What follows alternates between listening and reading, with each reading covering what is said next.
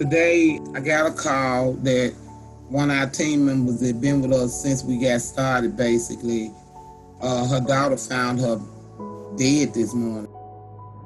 I called her last night at 11 o'clock because I was stuck on how to set up a Zoom call. I said, Meadows, I really hate to bother you. She said, you're not bothering me. And her voice was not as strong as it usually be. And I said, I'm stuck on how to do this Zoom call. And she walked me through it, and I thanked her, and she said, you good. Her last words to me were, you good. So now I know I'm good, because Meadows' last words to me was, you good. I watched Meadows grow over these last 5 years when what used to make her mad didn't make her mad no more. I should have been asking her, what did you do, girl? You know, but I didn't have a chance to ask her that. So I just, my thing is I want her children to be okay. I want her children to be fine. And I'm gonna do everything in my power. And I got calls from all over the country with support for her children, whatever they need, let us know. So that gives me great joy. But just the idea of no Meadows no more, you know, it hurts to my very core. It hurts so bad. It's a tough time, and people need to know, even me, I'm talking about myself too, we need to know how short life really is, and to get things right with people you haven't gotten it right with. So, yeah, but I just thank God that we got it right. Me and Meadows didn't agree on everything, but we always got it right. We never went to bed upset with each other, and that's one thing I can truly say about her. And she was a giver, and sometimes Meadows was trying to make ends meet, but she would give. If somebody walked in our building and needed, she gave.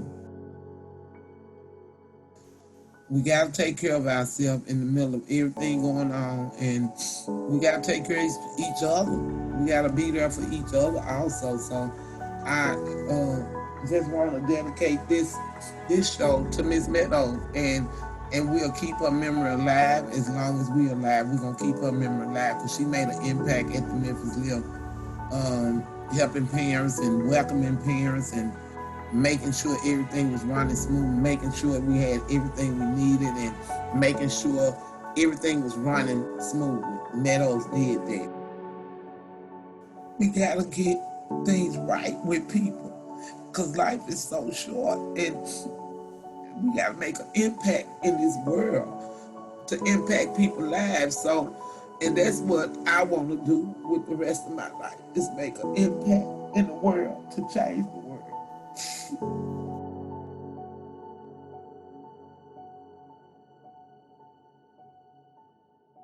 Sarah, thank you so much for that phenomenal tribute to our friend, our colleague, Mahalia Meadows. This show is just so important because of what we're experiencing right now. Today, you'll hear from my friends, Joe and Maribel from San Antonio, as they talk about some of the good work that they've been doing while we've been on quarantine. Who you also hear from is Sarah Carpenter from the Memphis Lift. And what we all know about Sarah, like, she wears her feelings on her chest. This work is so important and so impactful. And this is why we need the Powerful Parent Network to talk to parents, to help them understand how important education is and how to get involved. And so with that, I will pass it along to the Powerful Parent Network. I always let parents know, every parent I come in contact with, I promise you, I done lived a piece of their life. I done came home and life was off. I have, thank God I haven't been homeless, but everything that parents talk about, I can relate to. I got 4 girls and I had 3 in Pampers at one time, so I know how I feel. So you cannot get too far ahead of your parents, and they gotta feel that you done been through with what they done been through, and you can't be afraid to tell them your personal story. I am my child's first teacher. When you stand in that fellowship which Miss Fields teach our public advocate fellowship, and you hear people telling their personal stories, and you realize that our stories are similar, and people sitting there crying, telling their personal story, and you connect. Not just me, the whole team relate to parents. My son has multiple disabilities, and I knew it was going to be a challenge for him to get a great education. He started school on his 3rd birthday. I knew the trauma I was feeling as a parent, not knowing what I was sending my child into, and so I wanted to be involved. I wanted to be that parent that was always there, supporting the school, supporting the teacher, supporting the student. But I realized that I was seeing some things, and I could advocate for him, and they would change. But the rest of the children weren't getting, those changes. And so when I started asking questions about, the class in general or other students, then it became an issue. And so I realized that in order to make a change, it was not going to happen within the school, because the school was not including parents in a form where it was like a great communication or togetherness. It was different. It was kind of like a blocker. And so I realized I was going to have to do this outside of the school and with parents united. I'm born and raised here in San Antonio. My educational experience was very lackluster, to say the least.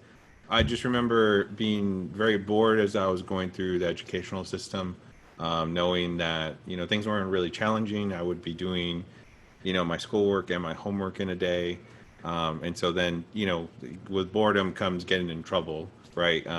So that's something I remember. My high school life was very tough. I spent two years couch surfing. My mom was kind of in and out of the picture, and so I really had to fend for myself. I really saw a lot of inequalities when I was growing up about, the type of stuff that was provided for me. And I knew that I didn't want my kids to go through the same mess that I went through, with the same needs not being met. I finally have kids now, and so we just started advocating to make sure that didn't happen. We're passionate about our children, your children, and what's going on in our education system here in San Antonio. So we believe that every child has a right to succeed. Every child should succeed. There shouldn't be any issues as to why they're not succeeding, and that you guys should be getting the appropriate support from whatever that is or from wherever that should be coming to you guys. Mindshift is an advocacy group here in San Antonio. Our vision is that we want San Antonio to have the best schools in the world. And the way we think we're going to get there right now is by providing the community with the tools and the knowledge that they need in order to demand a high quality education. When we went out and talked to hundreds of parents over the summer, we were realizing that we're conditioned to think that no news is good news, that, as long as our kids are safe, they come back home, they're okay, we're good. It's a cultural thing in some way. We were taught not to rock the boat, right? Like we were just lay low. The government is giving you this great education and we're going to send our kids there. And so once we realized that this is kind of the mentality in our society, in our city, we needed a mind shift, right? We needed to get parents to really realize that they had a say in what their kids were getting and the type of education that they were getting. And they just didn't realize it. I went through the system and I know the inequities that exist within there. And I also know the power of advocating and the power that is there when you start asking the school some very tough, but important questions that you need answers to. In the beginning, when I was advocating for my son, I would go by myself and I would ask the questions I thought were right. And I was just getting the runaround from the administration and the principals. They would point me in different directions. Nothing would ever get solved. And when we started this group, I invited Joe to one of my meetings, and he ended up going with me, and it just made a world of a difference. And he likes me to point it out because it's true. It just felt so equal at that point. When I was by myself, I just felt like I was battling these 3 different teachers. Like I was battling the principal and the vice principal and the director, right? And I felt like my back was against the wall. But when I ended up taking Joe, the atmosphere changed. I think they were worried about who he was. They didn't know us, right? And it didn't matter but the way that they treated me when he was there, and him asking just like really blunt, direct questions, put the administration on edge. And then we started getting some really solid answers after that. Like, we didn't leave there without getting an answer.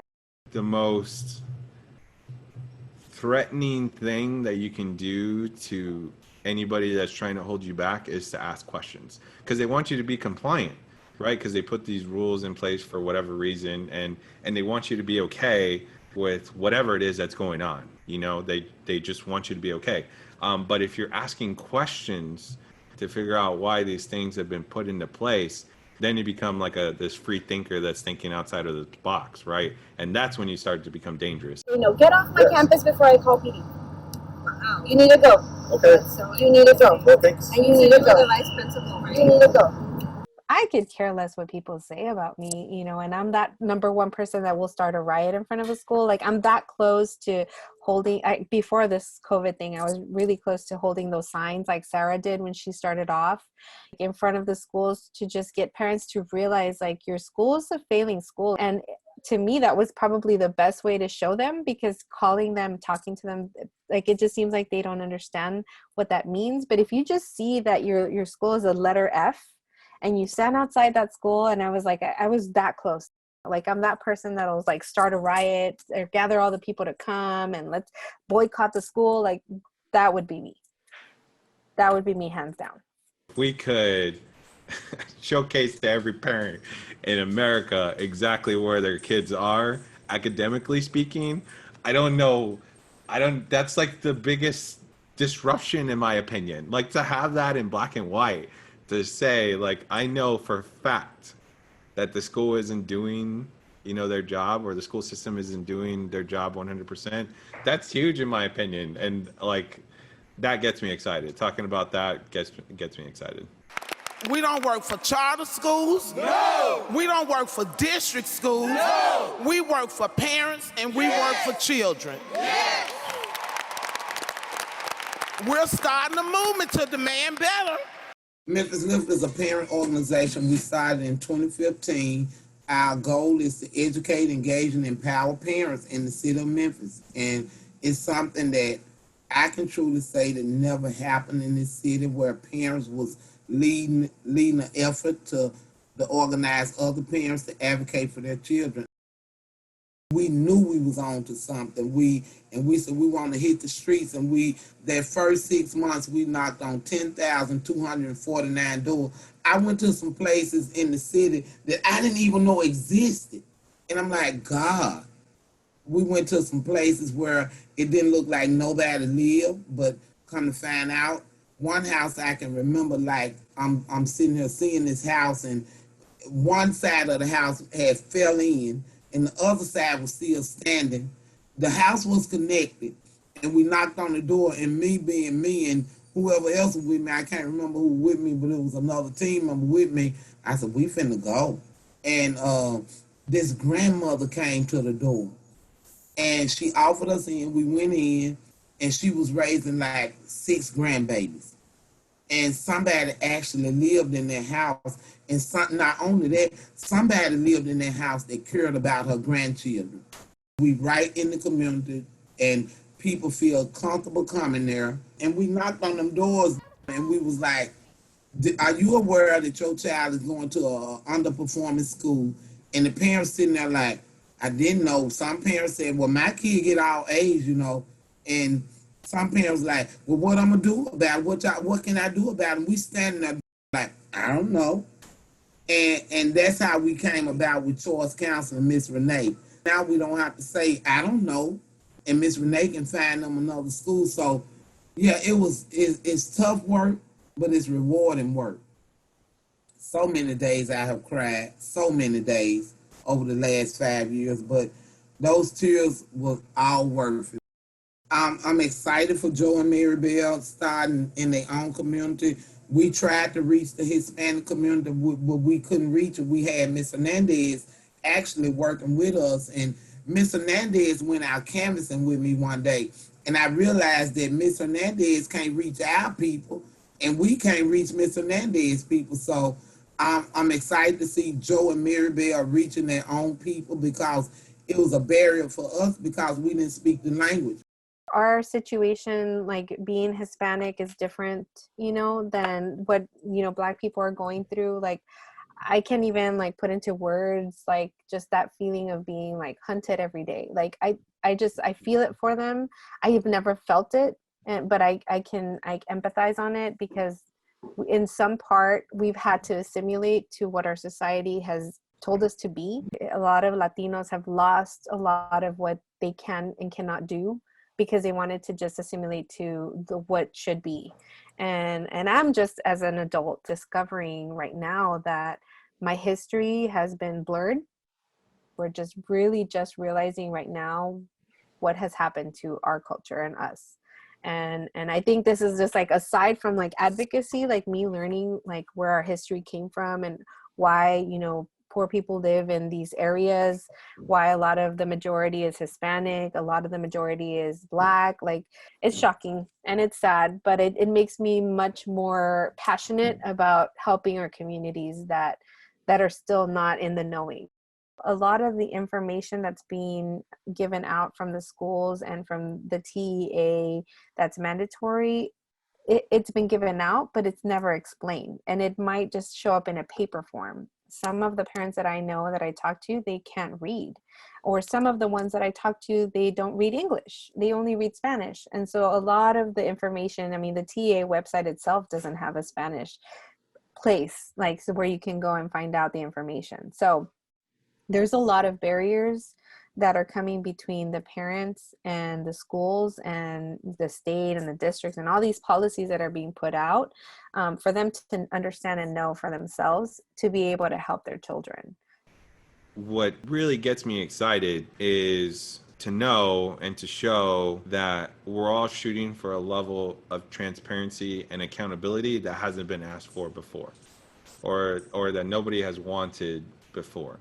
Every kid can succeed. There should be no reason why a child shouldn't succeed. And if we're not looking for what's stopping them from succeeding, then we're doing them a discredit. There has to be a relationship that's being built between the school and the parent, so that way they understand that if they're seeing something that's lacking, then they feel free to step up and say something. Right now, schools, for the most part anyways, they feel like the relationship between the parent and the school feels transactional, right? I go and send my kid there, and then at the end of the day, I go and pick up my kid, and if everything's good on your end, no news is good news, right? And so they're under that assumption, right? So right now, because of that fact, when something does go wrong, there isn't this constructive conversation that happens between the parent and the school. And, it might turn into this blaming argument, or it could just be pushed off on the kid that they're not performing well enough, and that's why they're not succeeding. There's a really big narrative that parents don't care about their kids, and that's why they're not showing up at the schools. But a lot of the people that we've been talking to, they have 2 jobs, 3 jobs, single parents. They don't have that time to go on the allotted time that the school has been giving them. I know for a fact that when parents have the appropriate data and they understand it and they know how to interpret it, that's when they start asking questions. And I know for a fact that if students had the same kind of data and knew how to interpret it about where they're failing and where their shortcomings are, that they would do something to change it. Harriet Tubman said, I freed 1,000 slaves. I could have freed 1,000 more if they only knew they were slaves. I think in our community that people mind is enslaved because things have been the same for so long and you think it's right. And some doors, I say all the time, some doors we knocked on in 2015, we had to stand there 2 minutes. Some doors we had to stand there almost 30 minutes to talk to parents, but because some people just don't believe what you're saying. So many parents feel like they don't have the power, and it's our job as parent advocates to let them know you do have the power, and you got to let them see you unafraid to stand in people's face and tell them this is my child, it's my right to choose for my child, and stand there boldly. And when they see you, I've seen it over and over again, it takes one person to make a move, and the person behind you gonna come with you, especially if they trust you. I've learned that your voice matters. Even if it's the one, you know, it does matter, and your persistence matters, and what you care about matters.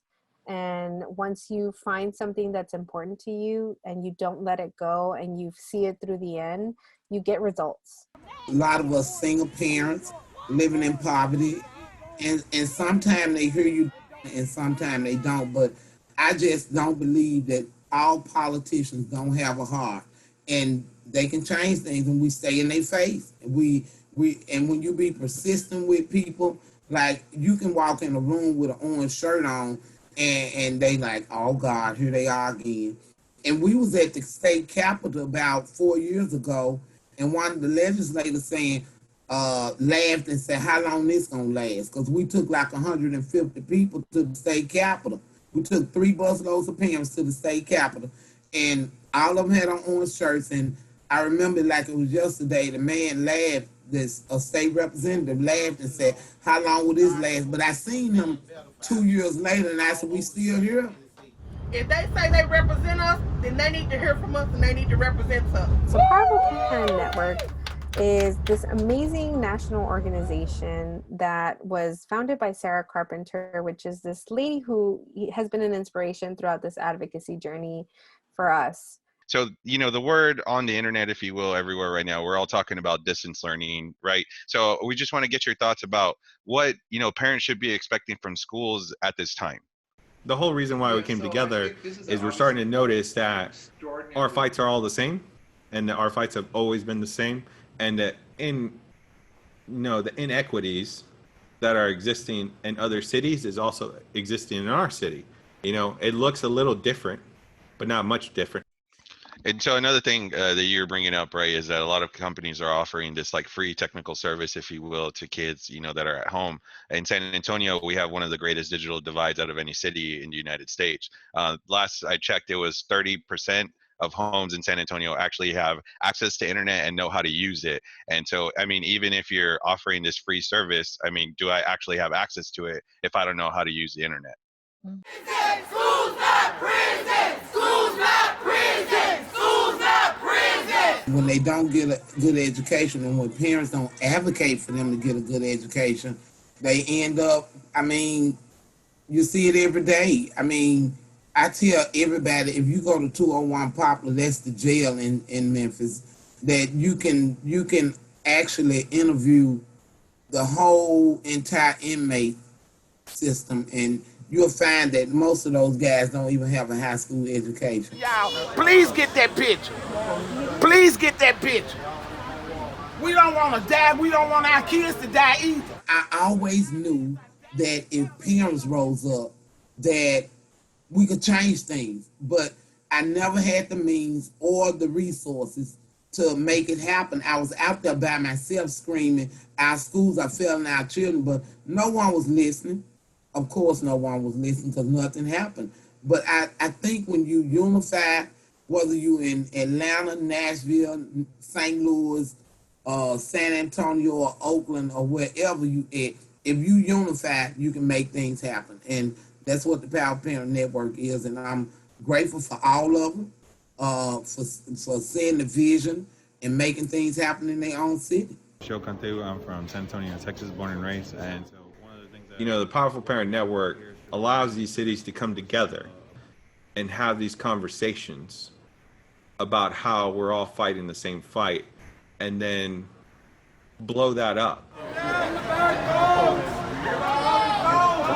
How do you sit on a platform and talk about our babies and don't hear from parents that come? The kids are stuck and failing schools. I gotta be honest, you couldn't have told me this would happen in my wildest dream for none of us. I mean, you couldn't have made me believe even 2 years ago that we'll be facing presidential candidates and a vice president. Hi, I'm Sarah Carpenter from Memphis, Tennessee. We're a group of powerful parents from all over the country, and our children are stuck in failing schools. I know Obama was for choice and charters. You seem lukewarm about it, and why?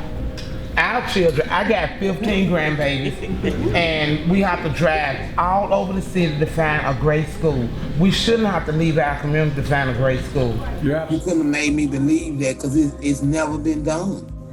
It's never been done. So it was real. I know it was real because I was standing right there, but it was like not so real. Like I'm really standing here in front of this man yelling about children and involving parents. Some of their kids are stuck in failing schools. None of them. None of them. If you value black women, you value our kids' education. I have to fight for what's right for those kids, and not only them kids. I remember when we went to Atlanta and we disrupted Elizabeth Warren and I got back home, my daughter said, "Do you know you could have went to jail?" And I said, "I don't care." Yeah, so it was real, but so unreal to me. I guess I never dreamed it. I never dreamed it.